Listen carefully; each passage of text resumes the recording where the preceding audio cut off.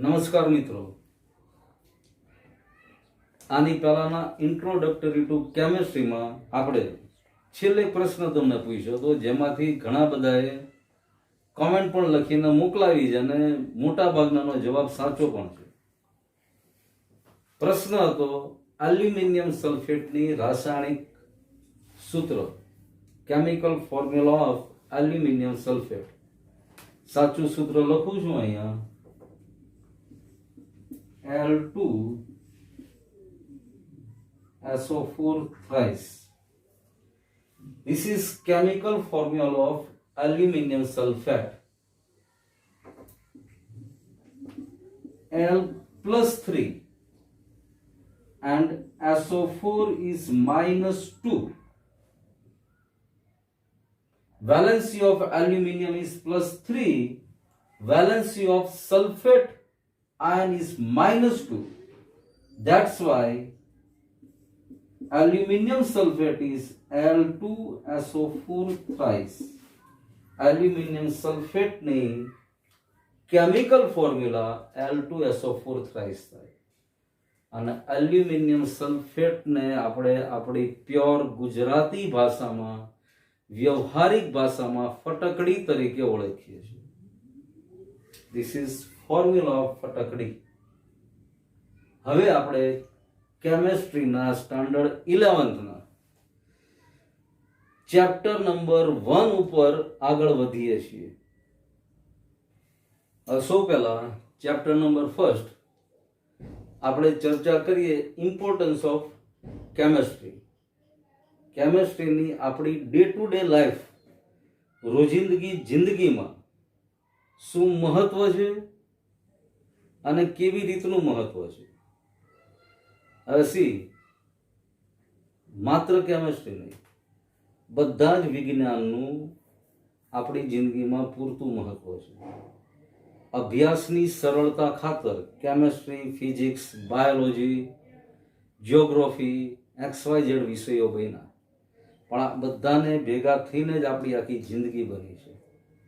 પણ particularly chemistry ઉપર જોઈએ તો બરાબર માર્ક કરો, આપણી આજુબાજુના ઉદ્યોગો, આપણી આજુબાજુની બધી વસ્તુઓ એક જગ્યાએ આપણને કેમેસ્ટ્રી દ્રષ્ટિગોચર થશે, કેમેસ્ટ્રી દેખાશે. આજે જુદા જુદા ઉદ્યોગ પકડો, ખાતર અથવા fertiliser, soap and detergent, pharmaceutical, આ બધી જ જગ્યાએ કોઈને કોઈ સ્વરૂપે કેમેસ્ટ્રી જોડાયેલી છે. પ્લસ આપણું આખું બાયોલોજીકલ સ્ટ્રક્ચર, કોઈ પણ સજીવનું, આજે માત્ર મનુષ્ય જ નહીં, પ્રાણી માત્ર, સજીવ માત્ર, નિર્જીવ વસ્તુઓ પણ જો જુદા જુદા તત્વો વિશે આપણે 9મા ધોરણમાં ભણી ગયા, આવર્ત કોષ્ટકની માહિતી પણ 10મા ધોરણમાં ભણી ગયા. આ બધા તત્વોથી જ આખી દુનિયા બનેલી છે. આપણું બોડી તો કાર્બન, હાઇડ્રોજન, ઓક્સિજન, આ 3 તત્વો ઉપરાંત બીજા અમુક તત્વોથી જ આખું શરીર બન્યું છે. એટલે કેમેસ્ટ્રી આપણી આજુબાજુમાં આપણી સાથે સતત જોડાયેલી છે. આજે ફિઝિક્સ વાળા સાહેબને પૂછશો તો એ ફિઝિક્સનું કહેશે, બાયોલોજી વાળા સાહેબને પૂછશો તો બાયોલોજીનું કહેશે. એમ બધા જ વિજ્ઞાન આપણી જોડે જોડાયેલા છે. હવે અત્યારે જ બરાબર માર્ક કરો, કેન્સર, એઇડ્સ. હવે આ કેન્સર ઉપર ઘણા બધા અંશ સુધી મેડિકલ સાયન્સે કંટ્રોલ કર્યો છે, પણ એમાં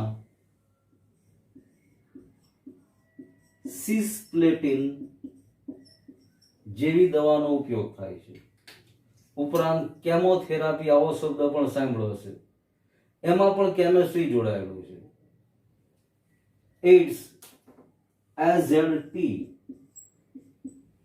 એઝિડોથાઇમિડિન નામની દવાનો ઉપચાર એઇડ્સના દર્દીઓ પર કરવામાં આવે છે. આ પ્યોર ક્યોરેબલ વસ્તુ નથી. એમ તો અત્યારે જો કોરોનાની વાત આવે છે તો એમાંય તે હાઇડ્રોક્લોરોક્વિન આ દવા વર્લ્ડભરમાં ફેમસ થઈ ગઈ અને આપણી હિન્દુસ્તાન ગવર્મેન્ટે, હિન્દુસ્તાનની કંપનીઓએ કેટલા બધા દેશોની અંદર HCQ કે ત્યાં આગળ એ લોકો નથી બનાવી શકતા, એના આપણે અહીંથી સપ્લાય પણ કરવી. એ પણ એક પ્રકારનું રસાયણ જ છે. HCQ, પેરાસિટામોલ, આ નામ પણ બહુ જ ફેમસ થઈ ગયું છે. તો આવી બધી દવાઓ પણ કેમેસ્ટ્રીથી જ બની છે. આ બધા રસાયણો છે. હવે સિક્કાની બે બાજુ હોય એમ એક બાજુ કેમેસ્ટ્રીની થોડીક નબળી બાજુ પણ છે. આજે આટલા બધા રસાયણોનો મન ફાવે એમ ઉપયોગ કર્યો મનુષ્ય જાતે, એના હિસાબે પ્રદૂષણ, ગ્રીન હાઉસ વાયુ, ગ્લોબલ વોર્મિંગ, આવી બધી વસ્તુઓ પણ પૃથ્વી ઉપર ઉત્પન્ન થઈ. હવે એનો જવાબ એ કેમેસ્ટ્રીમાંથી જ મળવાનો છે. અત્યારે જુઓ, જે વાત કોરોનાના હિસાબે લોકડાઉનનો પીરિયડ ચાલી રહ્યો છે, ત્યારે પ્રદૂષણની માત્રા તમે ન્યૂઝપેપરમાં બરાબર જુઓ તો એક એક સિટીના પ્રદૂષણની માત્રાની વાત કરે છે ન્યૂઝમાં. તો અત્યારે પ્રદૂષણની માત્રા એટલી બધી ઘટી ગઈ છે કે બધા જે ઈચ્છતા હતા એવું પર્યાવરણ બનવા માંડ્યું છે.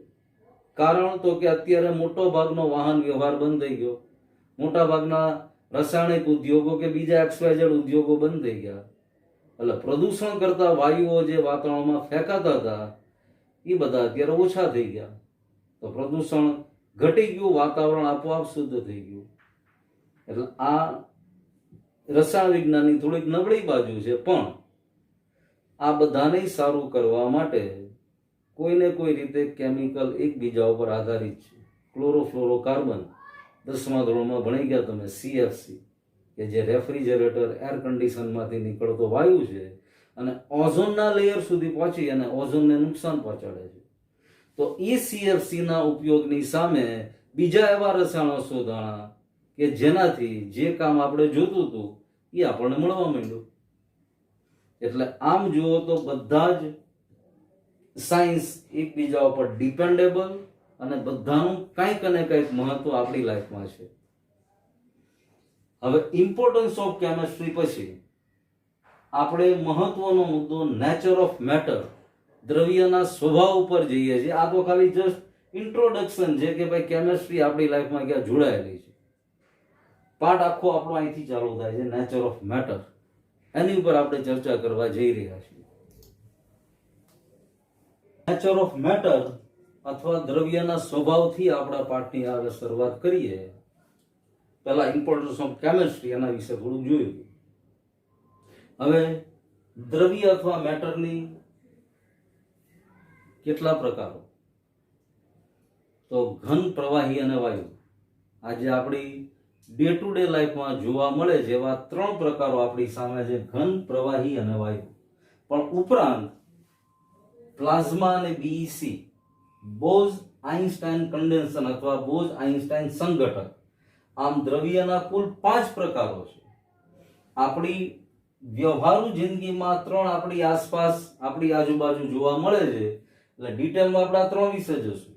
પણ પ્લાઝ્મા અને BEC પણ આપણા ભણવામાં આવશે થોડું, ત્યારે એની ચર્ચા કરશું. બાકી અત્યારે ઘન, પ્રવાહી, વાયુ સાથે પ્લાઝ્મા અને BEC આ બંનેને પણ યાદ તો રાખવાના.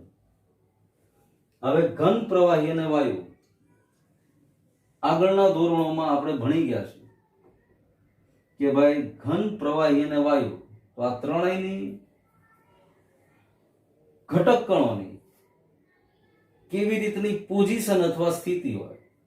તો કે જે ઘન પદાર્થ છે, દાખલા તરીકે જો આ ઘન પદાર્થ છે, તો આના ઘટક કણો એકદમ એકબીજાને અડીને અને પ્રબળ આંતર આણ્વીય આકર્ષણ બળથી જોડાયેલા હોય. ઘન પદાર્થના ઘટક કણો પ્રબળ આંતર આણ્વીય આકર્ષણ બળ, એક એક ઘટક કણના અણુ પરમાણુ વચ્ચે પ્રબળ આકર્ષણ બળ હોય, એકબીજાની સાથે જોડાયેલા હોય. પ્રવાહી પદાર્થની અંદર આ આકર્ષણ બળ ઘન પદાર્થ કરતા પ્રમાણમાં ઓછું હોય, એટલે આ તરલ અથવા પ્રવાહી પદાર્થ છે. જ્યારે વાયુમય પદાર્થ હોય એના ઘટક કણો વચ્ચે આંતર આણવીય આકર્ષણ બળ પ્રમાણમાં ખૂબ જ ઓછું હોય, એટલે અહીંયા ઘટક કણો વચ્ચે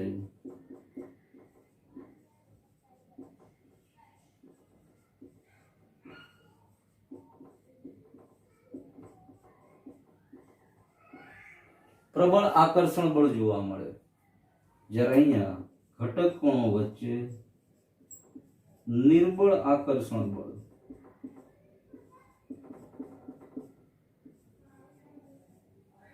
જ્યારે પ્રવાહી પદાર્થમાં ઘન કરતા વધારે ઘન કરતા ઓછું અને વાયુ કરતા વધુ ઘટક કણો વચ્ચેનું આકર્ષણ બળ હોય.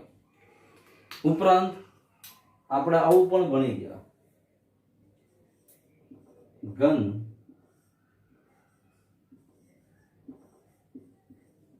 પ્રવાહી વાયુ. હવે કોઈ પણ ઘન પદાર્થને પ્રવાહી સ્વરૂપમાં રૂપાંતરિત કરવો હોય તો શું કરવાનું? તો ઘન પદાર્થને તાપમાન આપો અને ગરમ કરો, અને ગરમ કરતા કરતા ઈ એક પોઝિશનમાં પ્રવાહી સ્વરૂપમાં રૂપાંતરિત થઈ જશે, આ તાપમાનની નિશાની કરીને. હવે ઘન પદાર્થ પ્રવાહીમાં ક્યારે રૂપાંતરિત થાય?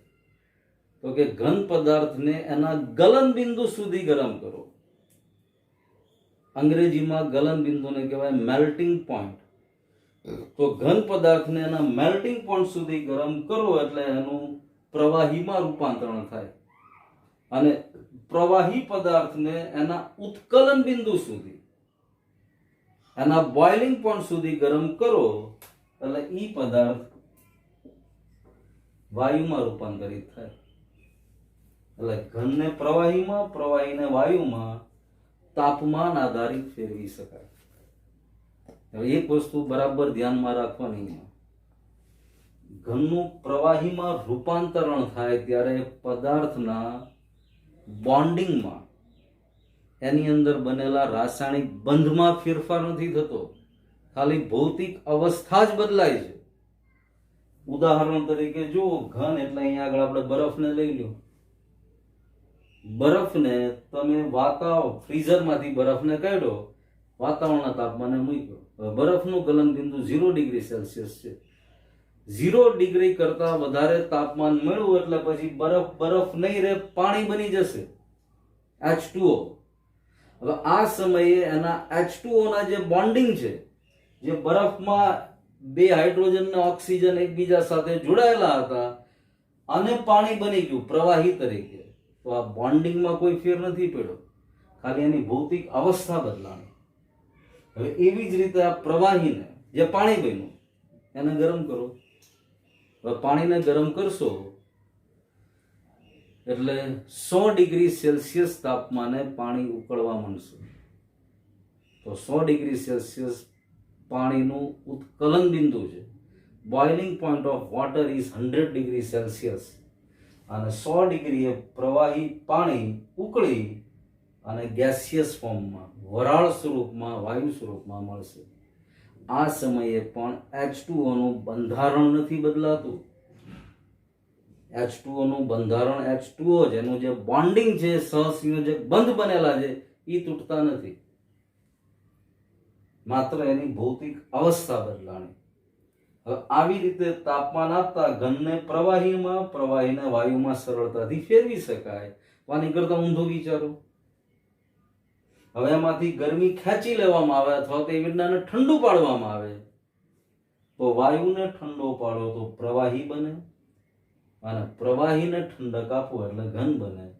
ઉદાહરણ તરીકે તમારા ઘરે ફ્રીજમાં બરાબર માર્ક કરજો, પાણી રાખવાની જગ્યા નીચે છે, બોટલની અંદર પાણી રહેશે, એમાં નેવર ક્યારેય બરફ નહીં બને.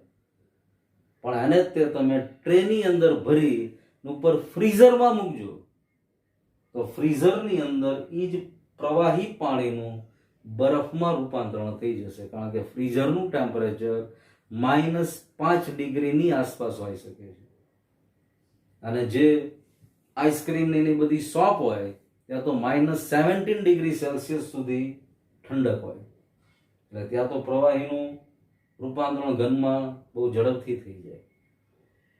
એટલે ઘન, પ્રવાહી વાયુ, પ્લાઝ્મા, બીઈસી આ દ્રવ્યના 5 પ્રકારો થયા. આ 5 પ્રકારોમાંથી આપણા ઘન, પ્રવાહી અને વાયુ વ્યવહારિક જિંદગીમાં જોડાયેલા છે. એટલે આપણું ફોકસ આ 3 ઉપર વધારે રહેવાનું. બાકી જે આ પ્લાઝમા ને બીઈસી ભણવાનું થોડુંક આવશે ત્યારે આપણે એની ચર્ચા કરશું ચોક્કસ. પણ અત્યારે ઘનમાંથી પ્રવાહી, પ્રવાહીમાંથી વાયુ, ઘનમાંથી પ્રવાહી લાવવા માટે એના મેલ્ટિંગ પોઈન્ટ અથવા ગલન બિંદુ સુધી ગરમ કરો. પ્રવાહીમાંથી વાયુ લાવવા માટે એના ઉત્કલન બિંદુ અથવા બોઇલિંગ પોઈન્ટ સુધી ગરમ કરો. હવે અહીંયા બરાબર મેલ્ટિંગ પોઈન્ટ અને બોઇલિંગ પોઈન્ટ આ બેની ડેફિનેશન મગજમાં બરાબર રાખવાની. આવી બધી વ્યાખ્યાઓ અગાઉના ધોરણમાં આપણી સામે આવી જ ગઈ છે, પણ આ બધું બેઝિક કેમિસ્ટ્રી છે. સતત અને સતત ગલન બિંદુ, ઉત્કલન બિંદુ આપણે એક એક ચેપ્ટરમાં શબ્દ આવ્યા જ કરશે. પણ હવે જેવો ગલન બિંદુ શબ્દ આવે એટલે માઇન્ડ ક્લિયર હોવું જોઈએ કે ઘન પદાર્થને જે તાપમાને ગરમ કરતા એનું પ્રવાહીમાં રૂપાંતરણ થઈ જાય એ તાપમાનને ઘન પદાર્થનું ગલન બિંદુ કહેવાય. અને પ્રવાહી પદાર્થને ગરમ કરતા જે તાપમાને એનું વરાળ અથવા વાયુ સ્વરૂપમાં રૂપાંતરણ થાય એને એનું ઉત્કલન બિંદુ કહેવાય. એટલે ઘન, પ્રવાહી, વાયુની થોડીક ચર્ચા. હવે આગળ દ્રવ્યના સ્વભાવ વિશે આગળ જોઈએ છીએ આપણે.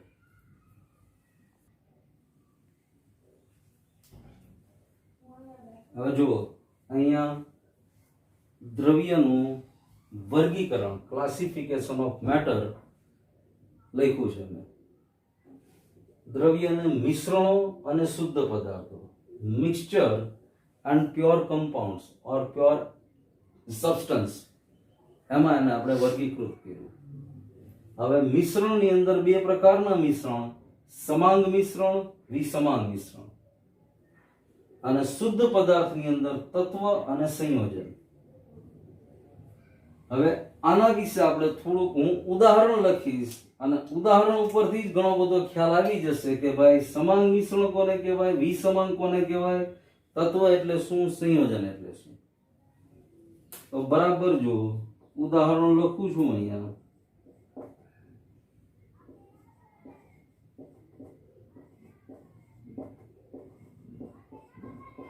NaCl નું પાણીમાં બનાવેલ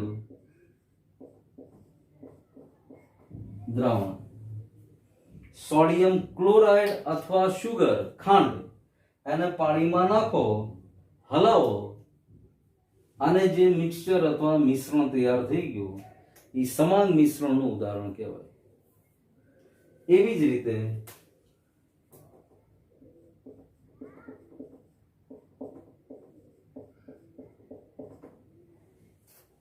કોઈ પણ ચરબીયુક્ત પદાર્થ, તેલ હોય, ઘી હોય, પાણીમાં નાખો, હલાવો, ગમે એટલું હલાવશો પછી છોડી દેશો હલાવવાનું એટલે તરત જ આ બંને અલગ આખા દ્રાવણમાં કે મિક્સચરમાં ચોક્કસ દેખાશે. જ્યારે આને એકવાર ઓગળી ગયા પછી તમે જોશો તો અલગ સપાટી તારવી નહીં શકો.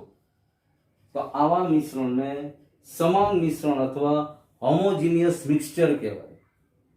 હવે આવા મિક્સચરની એક ખાસિયત હોય, આમાં ઘટક કણો એકબીજામાં એવી રીતે મિશ્ર થઈ ગયા હોય કે ચોક્કસ સપાટીથી અલગ પાડી ન શકાય. જ્યારે આની અંદર રીતસરના ઘટક કણોને અલગ જોઈ શકાય. પણ ધ્યાન બરાબર ઈ રાખવાનું છે, આમાં જે કોઈ પદાર્થ વાપરવામાં આવ્યા છે અથવા જે કોઈ સંયોજનનો ઉપયોગ કરવામાં આવ્યો છે એના કેમિકલી બંધારણમાં કોઈ ફેર નથી પડતો.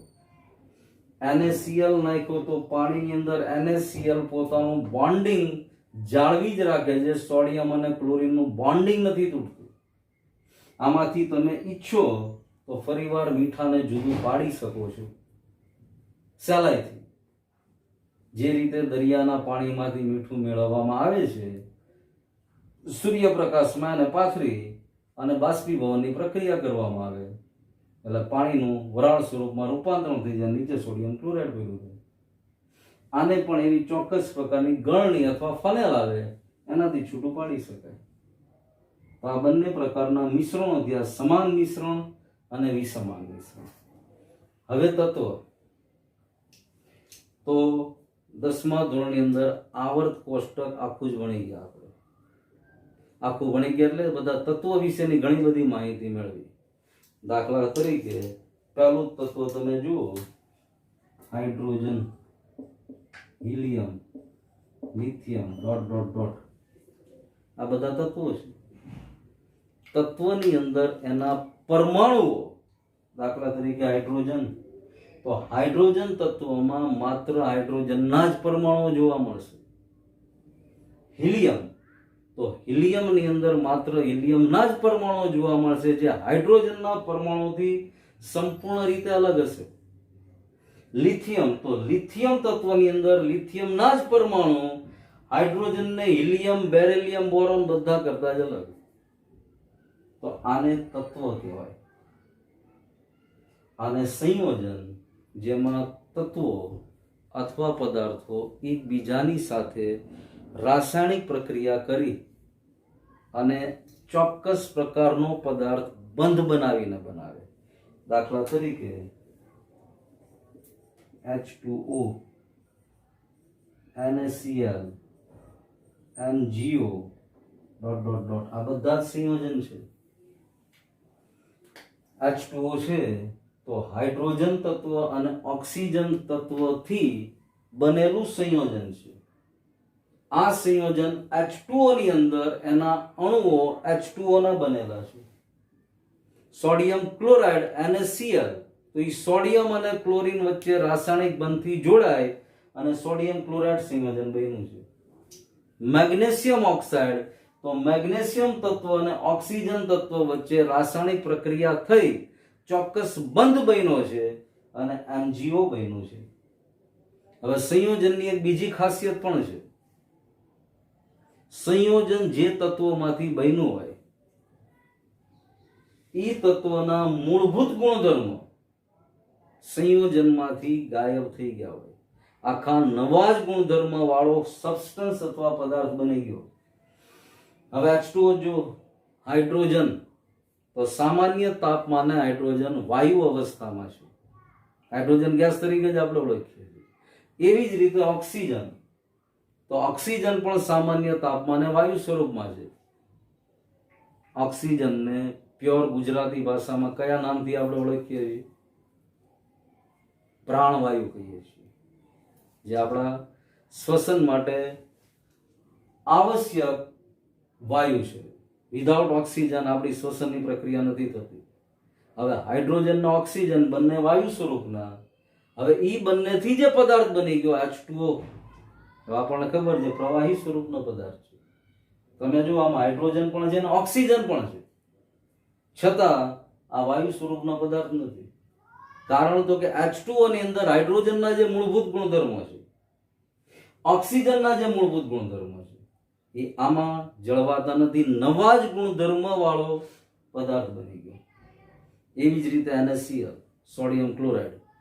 હવે સોડિયમ અગાઉ 10મા ધોરણમાં કે એની પહેલા કદાચ પ્રયોગ કર્યો હશે અથવા તો કોઈ ટીચરના મોઢે સાંભળ્યું હશે કે સોડિયમ તત્વને પાણીની અંદર નાખો ને, એટલે પાણીની અંદર સોડિયમ તત્વ આગ લગાડે, સીધી અગ્નિ ઉત્પન્ન થાય સોડિયમ તત્વથી. એટલે સોડિયમ છે ઘન પદાર્થનો તત્વ, ધાતુ તત્વ છે, પણ એટલો બધો રિએક્ટિવ છે, એટલો બધો સક્રિય છે કે પાણીની અંદર ઝડપથી પ્રક્રિયા કરી અને પાણીની અંદર એકદમ ગરમી પેદા કરે, ફાયર કરે.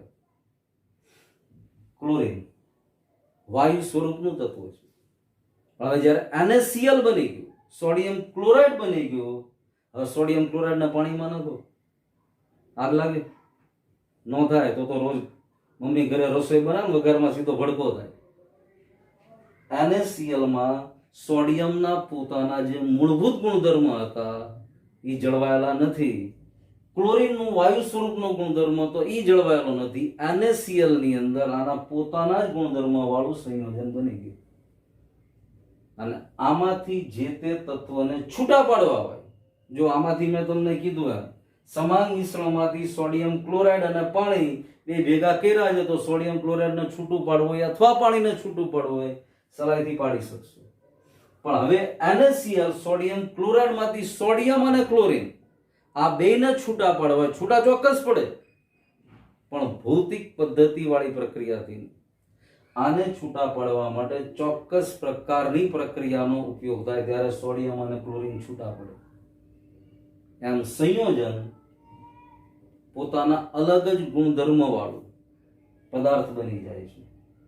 પ્યોર NaCl હાથમાં લેવામાં આવે તો એની અંદર એક એક એનો અણુ પ્યોરલી સોડિયમ ક્લોરાઇડ નો જ હોય. મેગ્નેશિયમ ઓક્સાઇડ ને લેવામાં આવે, શુદ્ધ મેગ્નેશિયમ ઓક્સાઇડ, જો અહીં હેડિંગ મેં મારી દીધું શુદ્ધ પદાર્થ, શુદ્ધ MgO લેવામાં આવે તો એના એક એક અણુનો અભ્યાસ કરવામાં આવે તો એ મેગ્નેશિયમ ઓક્સાઇડ ના જ ગુણધર્મ ધરાવશે. એટલે ફરી એકવાર આખું જુઓ. દ્રવ્ય, સૌથી પહેલા દ્રવ્યને 5 ભાગમાં આપણે વર્ગીકૃત કર્યું હતું: ઘન, પ્રવાહી, વાયુ, ઉપરાંત પ્લાઝ્મા અને BEC. ઘન પદાર્થ એના ઘટક કણો એકબીજાની નજીક હોય, ઉપરાંત ચોક્કસ કદ આકાર ધરાવતા હોય. પ્રવાહી ઘન કરતા એના આંતરાણવીય આકર્ષણ બળ અથવા ઘટક કણ ઓછું આકર્ષણ ધરાવે પણ વાયુ કરતા વધારે હોય. અને વાયુમય પદાર્થોમાં એના ઘટક કણો વચ્ચે આકર્ષણ બળની માત્રા ખૂબ જ ઓછી હોય. વાયુ પદાર્થને ચોક્કસ કદ કે આકાર કશું જ નથી. અગરબત્તી પેટાવો એટલે આખા જ રૂમમાં બધે જ એની સ્મેલ પ્રસરી જશે. પણ ક્યારે પેટાવ્યા પછી જ્યારે અગરબત્તી આમ નામ જ પડી છે ત્યારે ઘન અવસ્થામાં છે. પછી દ્રવ્ય, મેટર, આને વધારે વર્ગીકૃત કરો તો મિશ્રણો અને શુદ્ધ પદાર્થો. મિશ્રણો સમાંગ મિશ્રણ, વિસમાંગ મિશ્રણ. સમાંગ મિશ્રણ તો કે એના ઘટકોને એકબીજાથી જુદા જોઈ ન શકાય. સોડિયમ ક્લોરાઇડને પાણીમાં નાખ્યો, જ્યાં સુધી હલાવ્યો નથી બરાબર ત્યાં સુધી સોડિયમ ક્લોરાઇડનું નીચે લેયર જોવા મળશે અથવા ઘન પદાર્થ નીચે પડેલો જોવા મળશે, પણ હલાવી નાખશો એટલે NaCl નું દ્રાવણ તૈયાર થઈ ગયું અને પછી એમાં NaCl ને પાણીને અલગ તારવી નહીં શકાય, જોઈ નહીં શકાય. આ સમાંગ મિશ્રણ થઈ ગયું. હવે એવી જ રીતે વિસમાંગ મિશ્રણ, તેલ અને પાણી, લોખંડનો ભૂકો રેતી, લોખંડનો ભૂકો ખાંડ, આ બધાને ભેગા કરો વિસમાંગ મિશ્રણ જ છે કે જેને સહેલાઈથી આપણે જોઈ શકીએ છીએ કે આ બેનું મિક્સચર બરાબર નથી થયું. તે વિસમાંગ મિશ્રણ. શુદ્ધ પદાર્થો તત્વ hydrogen, helium, lithium, beryllium, boron, carbon વગેરે વગેરે બધા જ જે આવર્ત કોષ્ટકમાં તત્વો આપ્યા. પણ આની ખાસિયત શું? તો કે તત્વની અંદર રહેલા પરમાણુ, દાખલા તરીકે હાઇડ્રોજનનો પરમાણુ તો હાઇડ્રોજનના જ ગુણધર્મ આપશે, હિલિયમનો પરમાણુ તો હિલિયમના જ ગુણધર્મ આપશે. જ્યારે સંયોજનની વાત આખી અલગ થઈ જાય છે. સંયોજન બે અથવા વધારે તત્વો એકબીજા સાથે જોડાય અને રાસાયણિક પ્રક્રિયા થઈ અને રાસાયણિક બંધ બનાવી અને જે પદાર્થ બને એ સંયોજન બને છે. અને સંયોજનની ખાસિયત એ છે કે જે મૂળ તત્વોમાંથી સંયોજન બન્યું છે એ સંયોજનના પોતાના ગુણધર્મ અલગ હોય છે. મૂળ તત્વોના ગુણધર્મમાં બધે બધા જળવાતા નથી. આ સંયોજન છે. હવે આજે આ પાઠની અંદર આપણે ઇમ્પોર્ટન્સ ઓફ કેમિસ્ટ્રી અને નેચર ઓફ મેટર, દ્રવ્યનો સ્વભાવ, આટલા વિશે જોયું. આનું હોમવર્ક હું તમને સીધું ગ્રુપની અંદર મેસેજ કરીને મૂકી દઈશ. એ હોમવર્ક જે આપણને સૂચના આપવામાં આવી છે એ પ્રમાણે તમારે સેન્ડ કરી આપવાનું રહેશે. અને બાય ચાન્સ આ આખા લેક્ચરમાં જે જગ્યાએ કોઈ વસ્તુ ડિફિકલ્ટ લાગી હોય અથવા હાર્ડ લાગી હોય તો ચોક્કસ મારા મોબાઈલ નંબર ઉપર તમારે નામ, ધોરણ અને સ્કૂલનું નામ આટલું લખી મને વોટ્સએપમાં સેન્ડ કરવાનું. કાં તો ફોન ઉપર આપણે ચર્ચા કરશું અથવા તો તમારા જ નામ ઉપર, તમારા જ નંબર ઉપર તમને સામો એના આન્સરનો મેસેજ અથવા જ્યાં સમજ નથી પડી એની સમજ આપણે મેળવશું. Thank you.